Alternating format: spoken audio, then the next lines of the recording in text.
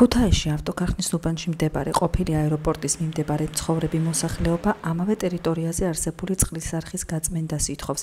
ადგილობრივების მტკიცებით არხზე მრავალსართულიანი კორპუსების მოსახლეობამ თვითნებურად საკანალიზაციო სისტემა დააერთა. ის გამოც მათ ანტისანიტარიულ გარემოსა და გაუსაძლის პირობებში უწევთ ცხოვრება.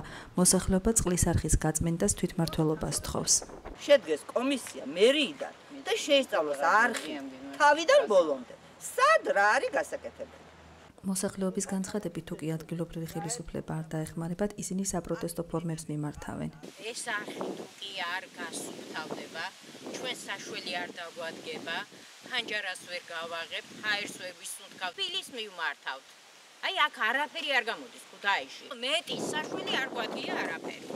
3 კილომეტრიანი არხი სათავეს ავტოქარხნის საავადმყოფოს ტერიტორიიდან იღებს.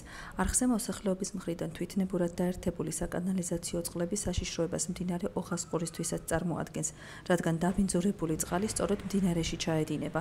ეკოლოგი თემურ კეპულაძე ამბობს, რომ არხის დაბინძურების პრობლემა ადგილობრივმა ხელისუფლებამ მოსახლეობასთან ერთად უნდა გადაჭრას. ფაქტის სახესია.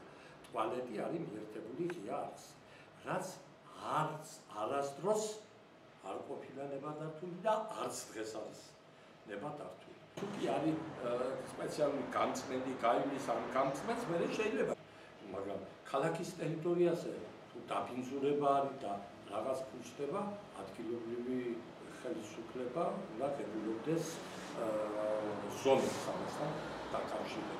არხის ის ნაწილი, რომელიც დაბინძურებულია და მოსახლეობას პრობლემებს უქმნის, 7 მეტრის სიგრძისაა.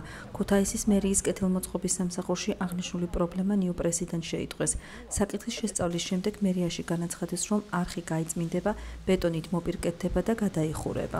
იქნება მოწესრიგებული და გადახურული იქნება არსებული არხი. უახლოეს ერთ თვეში იქნება სრულიად აღმოფხვრილი პრობლემა. ჩვენი სამსახურის, გეკონტრაქტორის, საექსპლუატაციო სამსახურის მიერ.